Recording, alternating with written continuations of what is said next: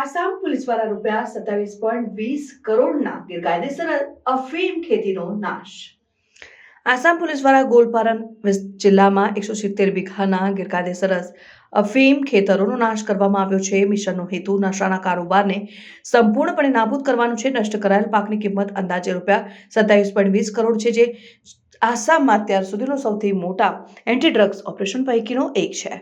આ સફળ ઓપરેશન પછી આસામના મુખ્યમંત્રી હિમંત બિસ્વા શર્માએ ડ્રગ માફિયાઓને ચેતવણી આપતા જણાવ્યું કે રાજ્યમાં નશાના ધંધાને બરદાસ્ત કરાશે નહીં. સરકાર દ્વારા ડ્રગ્સના કાળા બજારને ઉખેડી ફેંકવા માટે સખત પગલાં લેવામાં આવી રહ્યા છે.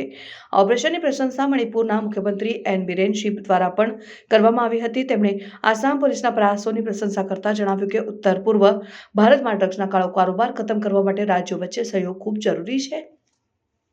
છેલ્લા કેટલાક વર્ષોમાં આસામ સરકાર દ્વારા ડ્રગ્સ વિરુદ્ધ ઝુંબેશ શરૂ કરવામાં આવી છે. ડ્રગ્સ ફ્રી આસામ અભિયાન અંતર્ગત નશાનું ઉત્પાદન અને વિતરણ અટકાવવા માટે સખત પગલાં લેવામાં આવી રહ્યા છે.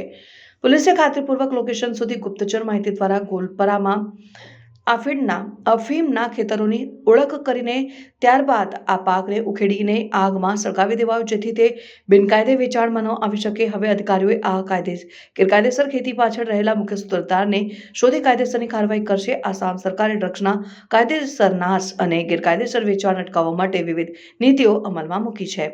રાજ્યમાં નશા વેપારીઓની ધરપકડ, ગેરકાયદેસર નશાનું જપ્ત કરવું, અફીમની ખેતી નાબૂદ કરવી જેવી કાર્યવાહી સતત કરવામાં આવી રહી છે. સાથે સાથે આસામ સરકાર દ્વારા ખેડૂતો માટે વૈકલ્પિક રોજગાર વિકલ્પો પણ શરૂ કરવામાં આવ્યા છે, જેથી આફતના કારણે ખેતી કરનાર નિર્દોષ ખેડૂતોને નુકસાન ન થાય. આ પોષી ખેતીના નાશથી આસામમાં નશા મુક્તિ ઝુંબેશને વધુ બળ મળ્યું છે.